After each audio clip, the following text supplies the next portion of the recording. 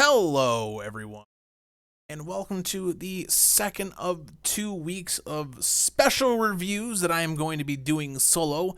This one in particular is the first ever New Year's Revolution Raw pay-per-view from 2005. That's right, we're jumping another 3 years into the future from where we are in TNA right now. Actually, like 2 years actually now. We're going into 2003 or 2003 in TNA, but still, some time passed. Anyways, we'll be going through this event. I say, I thought this event was going to be a lot better than it ended up being, but we'll see. I didn't know beforehand, before starting the show, what the storylines going into it were. I just knew that we still had the brand split. We still had the event exclusive shows. This is around the time ECW was coming back, and let's just get into it. All right, so I've written here: first ever New Year's Revolution Raw exclusive pay-per-view, and the third ever Elimination Chamber matches on this show, which up until this point is still been just a Raw exclusive match, and all three so far have featured including this one, and featured Triple H, Chris Jericho, and Shawn Michaels. However, Shawn is the special referee in this match tonight, whereas he was a competitor in the previous two. So that's something to preface this particular pay-per-view for tonight. I don't quite understand the dragon iconography going into this year. I don't think it was the year of the dragon. I'm actually almost positive of that, since I'm a dragon, and this was I was not 12 this year. I was not 24, so I don't understand the dragon iconography they're using for this particular event. Someone can explain it to me. That would be great. Tonight we have Jerry Lawler and Jim Ross on commentary. I didn't realize at this point Jim Ross had a match tonight, so we'll see how this goes, though. All right, starting off, match number 1, World Tag Team Championship match between Christian and Tomco versus the current champions, William Regal and Eugene. Regal and Eugene recently acquired the tag team titles. They're supposed to be kind of an odd couple. Regal's more serious type of guy, whereas in Eugene, the character of Eugene, in case you don't know, is supposed to be an adult with the mind of a child type character. The actual person playing him isn't that, but that's what the character is supposed to be. He's also supposed to be Eric Bischoff's nephew, I believe. But yeah, I think this is his one and only championship in WWE. I could be wrong, or at least as this character. But yeah, it's a comedy gimmick, but he's really over right now. The crowd really does seem to love Eugene. They cheer for him. This is in Puerto Rico, by the way, San Juan, Puerto Rico. So I'll give him this. He comes out. We'll note that he has a Hogan t-shirt and bandana on, so emulating Hulk Hogan tonight. He's been doing this where he emulates his favorite wrestlers. The Rock, Triple H, stuff like that. I think he's done Steve Austin as well, but tonight it's a Hogan, apparently. All right, starting the match, Regal and Christian tie up, trading arm holds. Pair of shoulder tackles and quick pins from Regal into a headlock. Christian tries to roll Regal into a pin in this position, but Regal keeps pushing out of it, making him have to break the hold in the corner eventually. Tag to Eugene, who wedgies Christian and does some Hogan poses to the crowd's admiration. Christian wastes no time trying to be serious and puts Eugene in a headlock, but quickly gets shoved out into a whip combination spot. But Christian manages to stop before the monkey flip, whereas Eugene just kind of curls up and plays around. With Eugene on the ground right now, Christian tries to attempt an elbow drop. Eugene going out of the way, then does some crawling headbutts via Junkyard Dog, and then pretends to pee on Christian like a dog, playing up the whole, mind of a child type thing.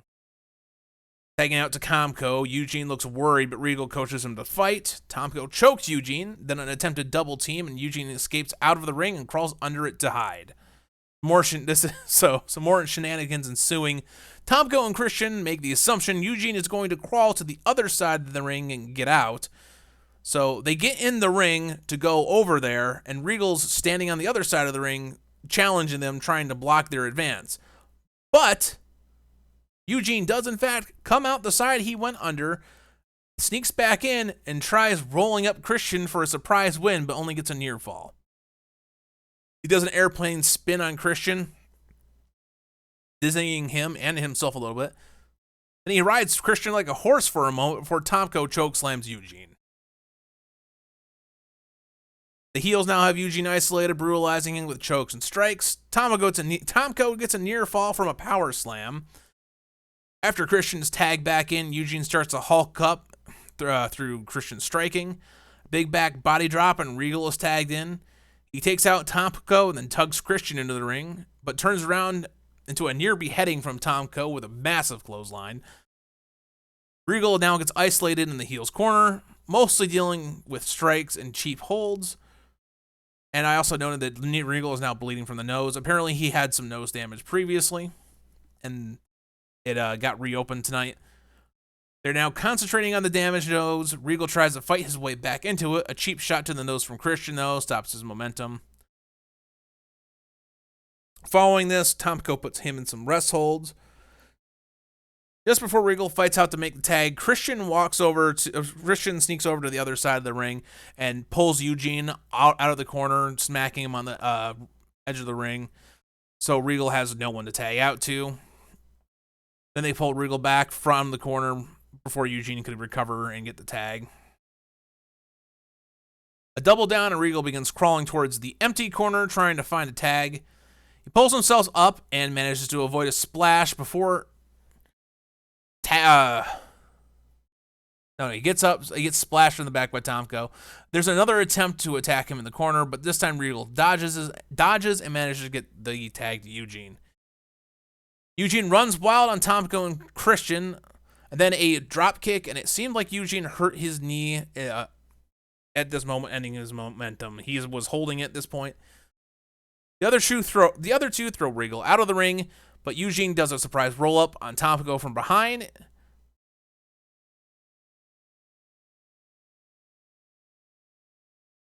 And it's the 3 on Tomco with a sudden surprise roll-up and victory. At this point in time, the refs come out to check on Eugene, just look at his leg. I did look it up, though. He did suffer a legitimate rupture to his left patella tendon that night. Very unfortunate. So they went on to drop the tag titles at a house show to La Resistance. It was just an unfortunate situation. First match of the night, I can't give it anything higher than a B-. It was mostly a comedy match, and I mean, not knowing what the rest of the show was going to be at this point, it was fine for what it is. It was okay as an opener, but definitely was hoping for much better showing from the other matches that we were going to have. But this card ended up being really, really light as far as quality, so let's just keep going and see where things end up. We go to the back. Christian and Tomco are walking backstage upset. They run into Christian. Edge asks if they're okay. Christian's wondering why the hell he cares. Edge says he has an idea that involves him and he should be trusted. Christian doesn't want to trust him and tries to command Tomco to beat up Edge. But Edge entices him with an opportunity to be world champion, so he should come with them and listen to the idea, so they wander off together. The next match is a women's championship match between Trish Stratus and Lita. I did not realize we had jumped into the time right after the marriage to Kane and the unfortunate miscarriage of their kayfabe miscarriage of their baby. So the lead up to this had been this whole thing where Lita had gone through all this suffering and Trish was just being a huge bully to her over it. And I believe on a Raw, Lita managed to actually after apparently she also damaged Trish's face because Trish had a face mask on for a little bit as well in this feud. But she managed to win the Women's Championship on a Raw, and it was one hell of a match. There was a spot in it where Lita did a suicide dive and landed basically on her collar and then went fucking ass first over. Looked like she could have broken her goddamn neck there. And I was guessing, based on this and based on what I saw in this match, they had planned on playing it a lot safer at the pay-per-view. But, see how that turned out. But anyways, going into this match, Lita is champion and Trish is the challenger who was just recently defeated and humiliated by Lita. I imagine the actual plan probably didn't line up with what happened tonight. So let's just go through the match and see how it goes. I would say this feels like the peak of what the rivalry should have been, but they lock up, Lita getting shoved back into the corner for a breakup. Another tie-up, and Lita takes Trish down, and they struggle on the mat for a bit. Some strikes from Trish, and a whip attempt gets Trish thrown out of the ring. Lita does a Luthez press off the apron onto Trish, and it is at this point that apparently she injured her own knee on that Luthez press from the apron down onto Trish. And so 2 for 2 on knee injuries, or knee/leg injuries tonight. That's very, very bad. Trish does get her back in the ring, starts beating up on her, attacking the knee for a moment. But it becomes very clear that Lita cannot stand or do anything at this point. So she barely gets up enough for Trish to deliver the chick kick, pin her, and win the championship back. As I said, it's kind of amazing the build up to this match. The time she won the belt, she did a suicide dive where she looked like she nearly broke her neck to win the belt, and then trying to play it safe seemed to result in an injury for her. It's just kind of amazing how little it takes sometimes to actually end up injured in wrestling. As I said, it's just another unfortunate situation, very anticlimactic. I had to give this an F. Probably would have been an amazing match if it was able to actually play out, but the early injury makes it just sad and unable to be recommended at any way, shape, or form. You don't want to watch something just end so quickly with a injury that puts someone out for a while. So it was essentially a non-match. I wouldn't want to see it again. So an F rating. We go back to the back with Edge and Eric Bischoff. Edge wants to take himself out of the match and insert Christian into it. Edge says that Shawn Michaels won't let him win the match, so why should he go through that hell if he has no chance? His idea is to put Christian in for him, and then tomorrow the winner faces Edge for the championship. Bischoff is saying the show has started and the fans paid for this match. Edge only cares about himself, but Bischoff won't take him out of the match. Apparently, Edge speared Michaels by his own choice, and that's his problem to deal with.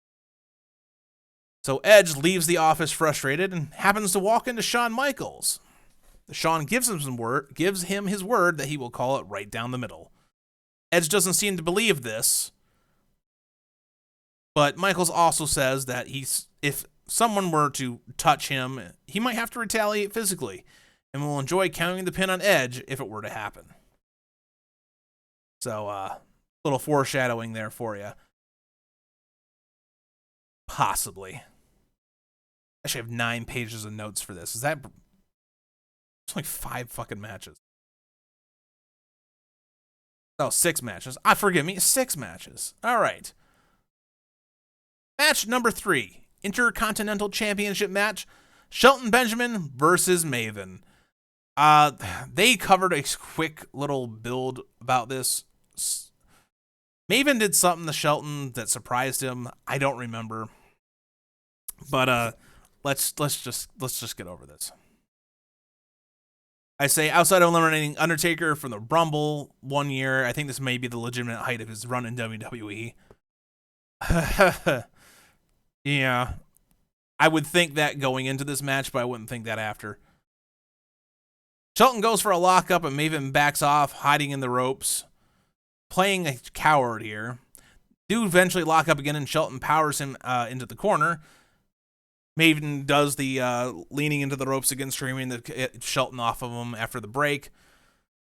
He rolls out of the ring, seeming more concentrating on the crowd's hatred towards him than Shelton Maven is. I wonder if he's wasting time because of the injury finishing the last match so fast. He even gets a mic telling him not to count. He wants to talk, so he doesn't want to get counted out. He grabs a chair, stands on it, and goes, "I don't know what you're saying," to the Puerto Ricans because they're mostly speaking Spanish. So he's going to talk slow because that'll make them understand English better. Says he needs to concentrate to win, and he can't win with all of them doing their chanting and stuff, so he asks them to shut up. Shelton does. He actually says something. I think he tells them to shut up in Spanish too. So like, I don't know. Shelton does finally get out of the ring to go after Maven. Maven then says he's leaving and that he'll fight Shelton back in the United States of America. So he starts walking up the ramp to leave, the ref counting him out, but he stops halfway up and then runs back to the ring to go after Shelton like he was trying to surprise him. But Shelton just rolls him up and wins immediately. Yeah, like that, Maven lost. So Shelton celebrating, going into the back. Maven gets the mic again, claiming that didn't count and he wants a rematch right now. Says Shelton is basically the women's champion if he doesn't grant him a rematch. So he is being an asshole. But this does work and Shelton returns to the ring. The match restarts, or the rematch starts. Then Shelton hits a T-bone suplex and pins Maven again immediately. I say, Jesus, could Maven have been buried any fucking harder here? Why is this even on pay-per-view? Rating, F. I couldn't give this anything else. Why was this on pay-per-view? I know the last match ended with an accidental injury, but really, what the hell was this? This makes the Intercontinental Championship look like a joke. I can't stand it. Todd Grisham with Muhammad Hassan on the back. Oh my God, I can't believe this guy's on this show. Oh my God. We had just seen some footage building up his match with Jerry Lawler, and he complains about it, saying that what was being shown was biased because they only showed the parts that made him look bad. He said they didn't show him the parts where Jerry and Jim Ross were calling the names and telling him to leave the United States, and that Jerry and Jim Ross deserve what they got after doing that. This is also his first ever pay-per-view match, Hassan's. Then says he then compares himself to the people of Puerto Rico, thinking they would understand them because they're second-class citizens as well, because Puerto Rico's not a state, but the Puerto Ricans still hate him. So he feels slighted by this. This leads into match number 4, Muhammad Hassan with Daivari versus Jerry Lawler with Jim Ross. So since both the commentators are the one participating in this match, we have no commentary for this match, not that it's needed. Hassan does stare down Jim Ross on his way to the ring. I didn't realize at this point that he was going to be joining him. Hassan tells Jerry Lawler at the beginning of the match, like you can hear him shouting it, that the entire crowd is going to watch him die in the ring tonight. And I'm just like, the hell, Hassan? That's pretty extreme. They lock up and Hassan scoop slams Jerry 5 times in a row. Then Jerry falls out of the ring. Getting back in, they lock up again. This time he pushes Jerry to the corner, getting in a knee strike. Whip to the other corner. Hassan manages to walk into a boot and then a clothesline before retreating. So he's now on the outside regrouping, being cowardly against Jerry Lawler of all people. Not a good way to build this guy, I guess, but we'll see how it goes.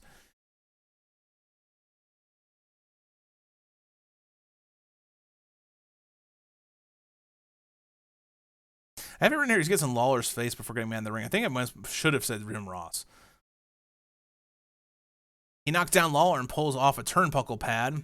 While the ref is trying to fix the pad, Lawler gets in a surprise roll-up on Hassan, but the distraction of the ring pad takes too much time, and he's able to kick out of it before he could get the 3 count.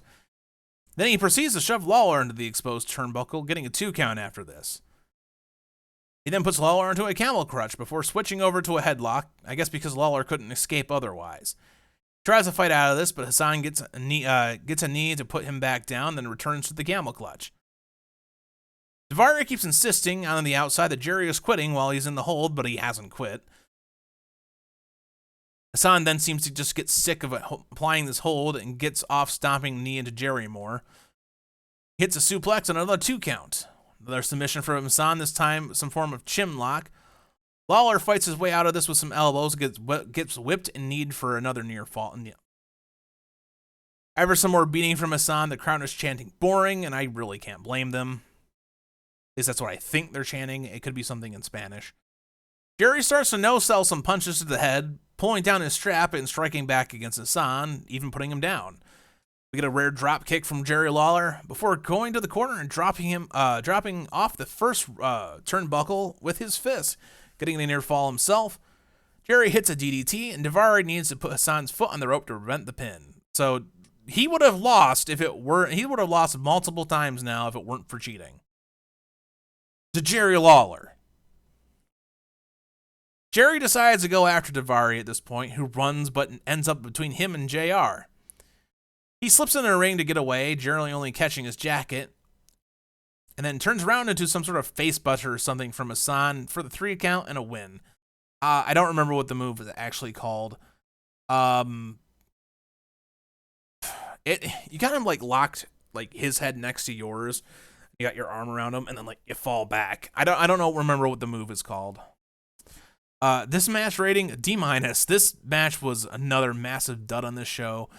I can't believe they're trying to build Hassan by making it look like he had 2 visual fucking losses to Jerry Lawler of all people. But I think they were planning to put him in the main event not too long after this, so I don't know.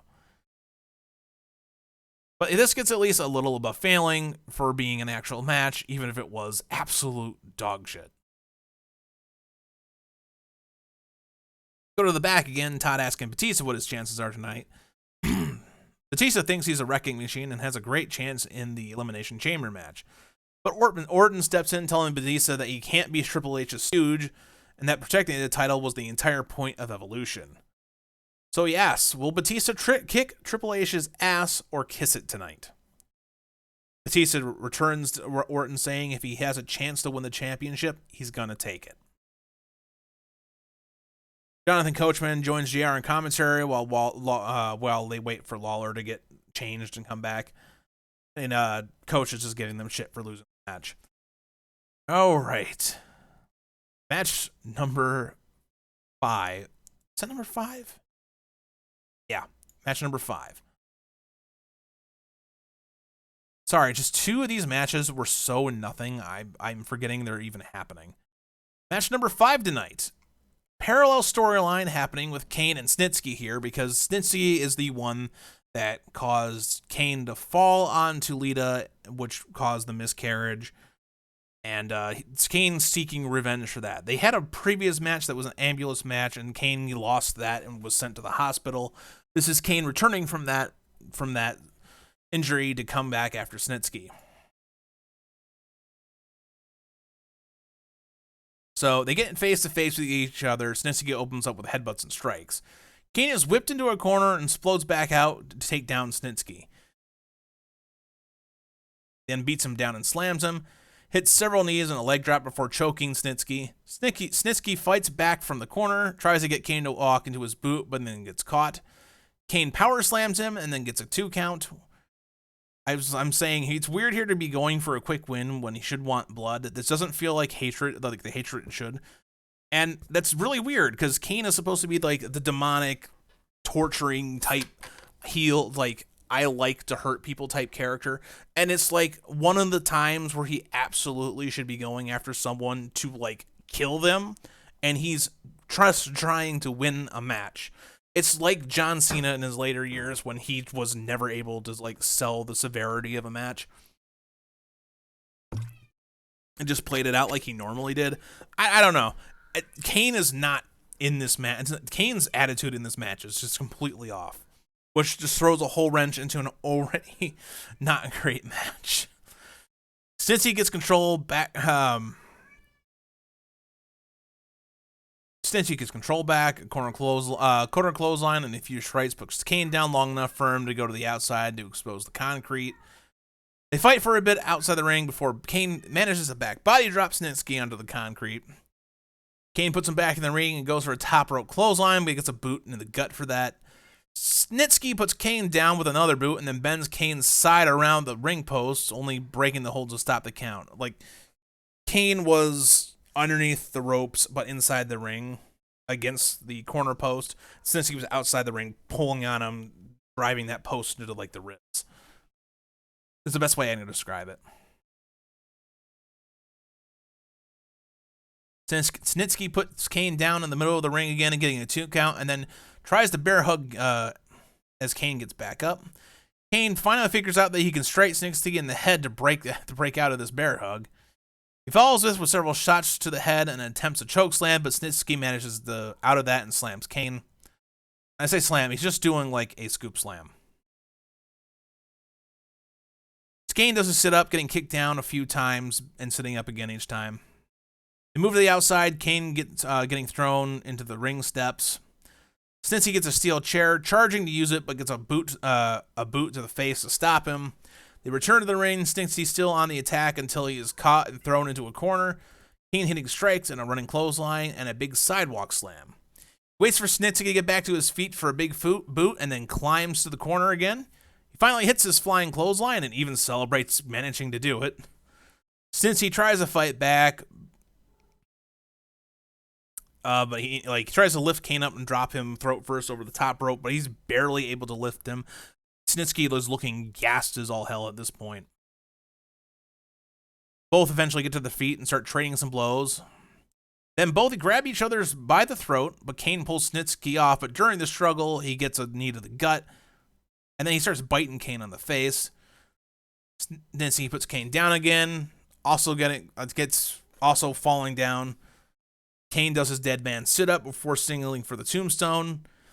Just grabs Snitsky, hits him with the tombstone, and gets the 3 count. I was a little shocked when Kane just walked away, happy with the victory, no other sort of retribution seeking or anything like that. Rating C-. Again, it wasn't anything incredible. Snitsky comes off as both green and easily winded in this match. And I don't think he ever gets that much better. The only benefit of this was that he had a veteran in Kane to work with, and even then, Kane is not the most exciting person to watch in the ring most of the time. So, the tag match so far has gotten the best rating of the night. And I really can't believe that's how it is. Jesus. All right. All we have left is the World Heavyweight Championship Elimination Chamber with Triple H, Batista, Chris Benoit, Randy Orton, Chris Jericho, and Edge, and Shawn Michaels as the special guest referee. The storyline going into this match is that a simultaneous tap out and pin happened between Edge and Benoit, I believe. And because of this, the title was vacated by Vince McMahon.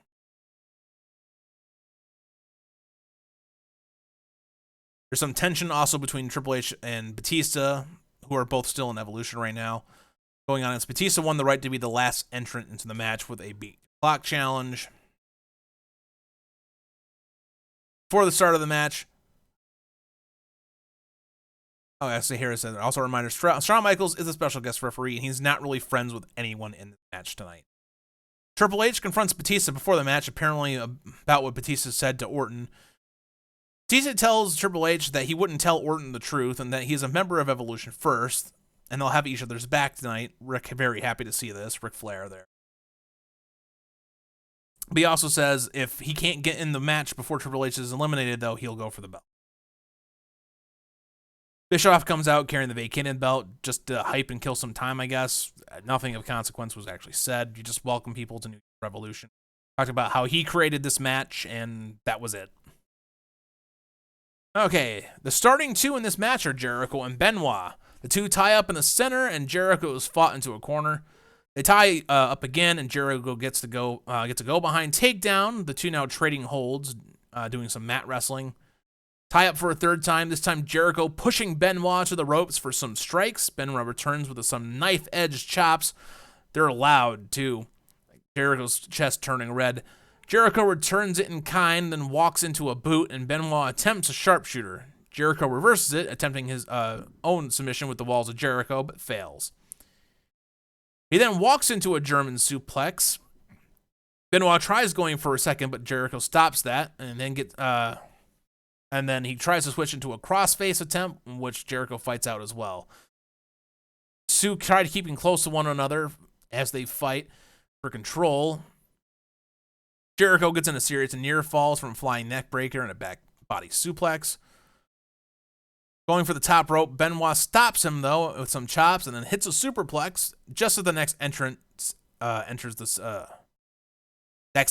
enters the Elimination Chamber. Entry number 3 is Triple H.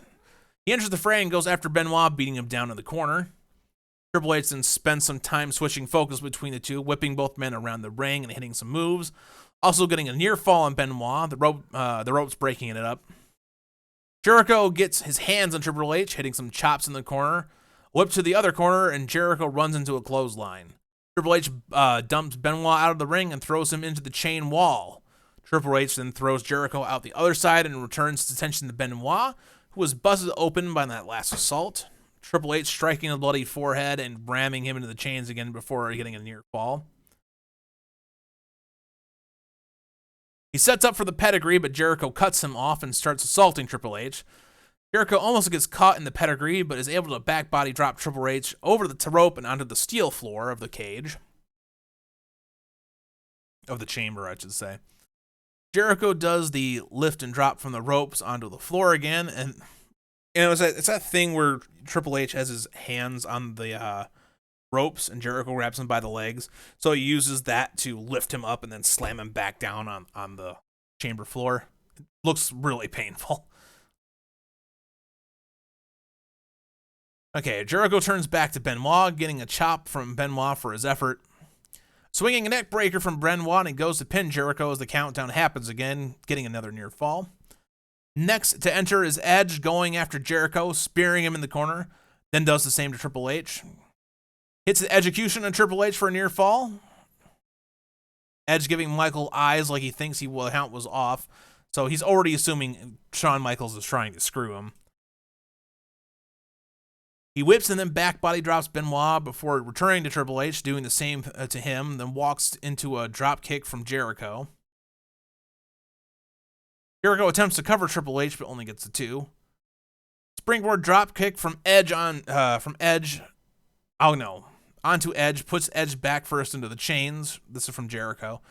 Jericho knocks Benoit back down and returns to Edge, but he gets cut off and then catapult into the chains face first. Triple H is back up, kneeing Edge as he tries to get back into the ring.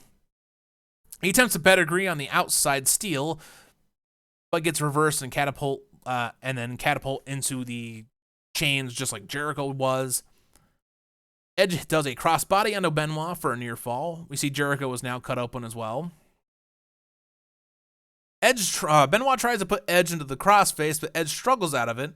He puts down Benoit and gets an enziguri from Jericho. Edge kicking out at 2. Triple H is also bleeding. Comes after Jericho, getting a massive spine buster for a near fall.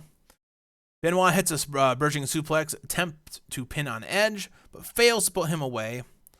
Triple H finally hits a pedigree on Jericho in the center of the ring, which leads to Orton being entered into the match, targeting Triple H with a crossbody and strikes. He stomps a mud hole into the corner and dumps him to the outside, beating him against the steel chains repeatedly.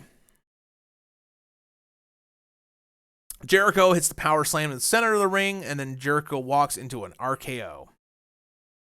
He hits Jericho with a power slam in the center of the ring and hits an RKO. Rennie also attempts an RKO on Benoit, but this is reversed into a crossface. Triple H gets in and starts taunting Orton in the crossface, trying to get him to tap out. But Benoit decides to break this and surprise Triple H and put him to a sharpshooter, trying to make him tap now.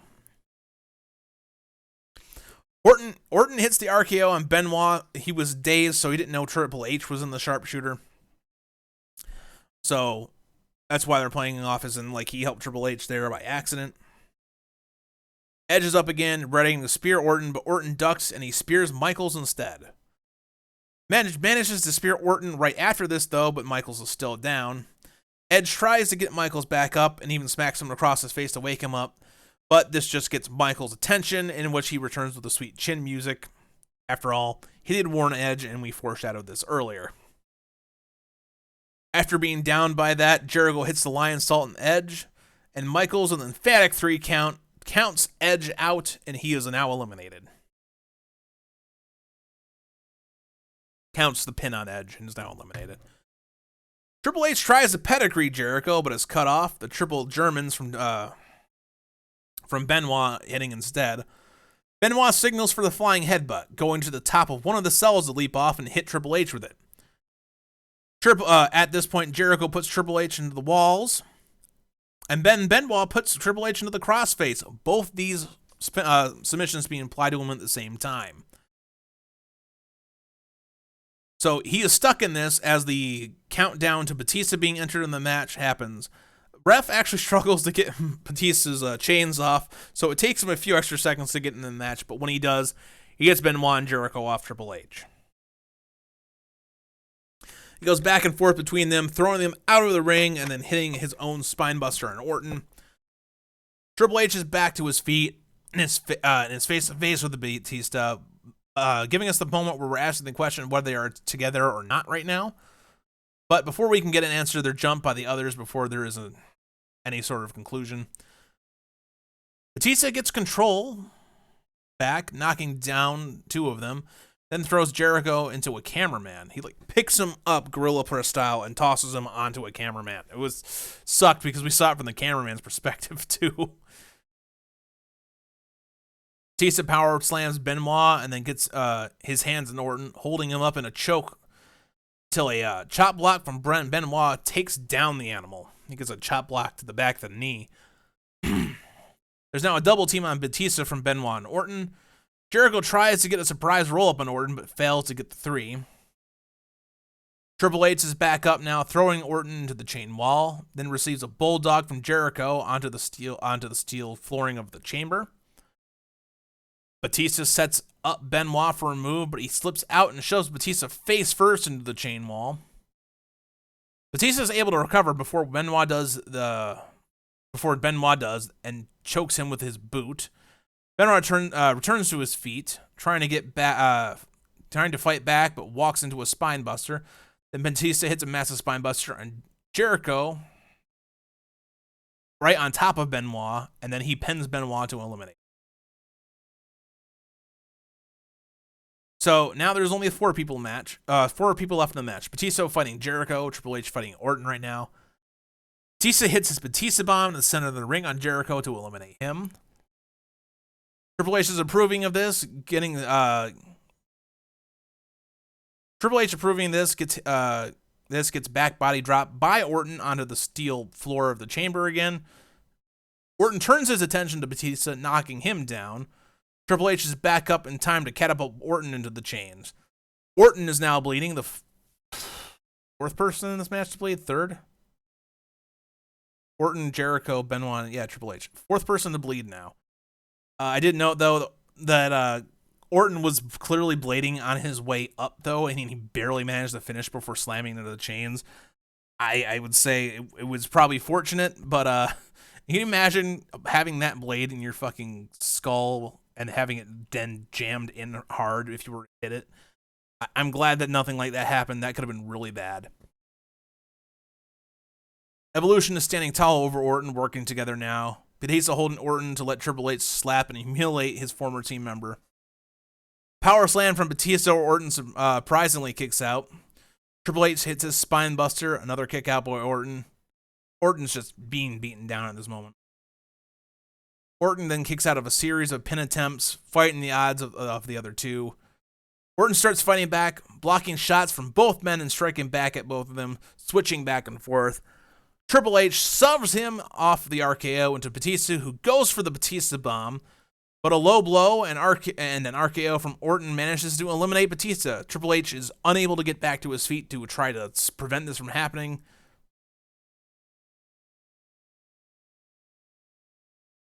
So Batista is now eliminated from the match, but isn't out of the ring yet.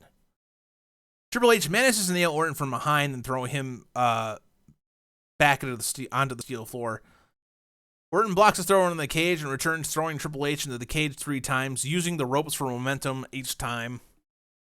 Orton then hits the RKO on Triple H, but Michaels is still fighting with Batista to get him to leave. Since the chamber door is open now, Flair enters and Michaels tries to stop him. We even see Michaels like stomping Flair.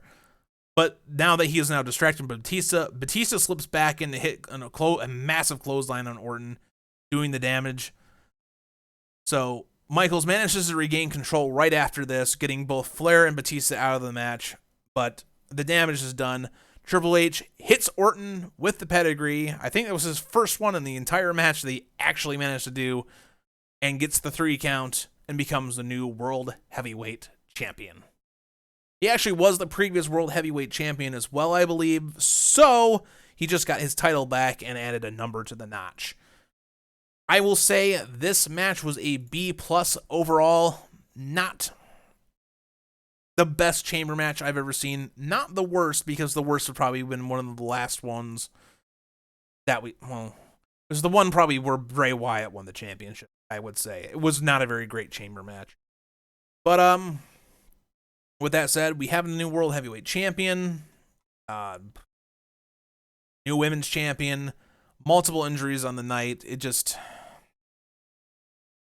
I will say, overall, New Year's Revolution, the first one ever, this was, besides the Elimination Chamber, kind of a dud of a show altogether. The chamber match was the highlight of the night, and besides that, the only other thing I can give any major credit to was the tag match, just because it was entertaining. Everything else was just a disaster. Bad choices, unfortunate accidents, just bad workers. What can I say? The roster for Raw right now is stacked, but we had so much talent put into one match tonight that everything else that had potential had something go wrong or a really poor decision made. And then what was left was the bottom of the barrel as far as talent goes. I would give this match a fired overall. No feast. So, I'm sorry. I will say, at this period in time in my life, I was a massive SmackDown fan. I enjoyed watching it every week. I also enjoyed watching Velocity every week. So, this is just disappointing to me. Because I remember this WrestleMania 2, WrestleMania, was it 21, being one of my favorite WrestleManias all time. Probably second to 23, because bias there, I was at 23. But anyways, next week, we will be back with TNA. I will say this. We recorded the TNA program already. In case you don't know, but you hear. I'm aware Don West is passed away from a brain lymphoma that he's been battling with for years. The recording was from before he passed away. I think there's a point in time in that show where I say, well, Don West is still alive. I realized when we recorded it was actually true at the time. When it actually goes up, it will be outdated. I will put a note in the description saying as much.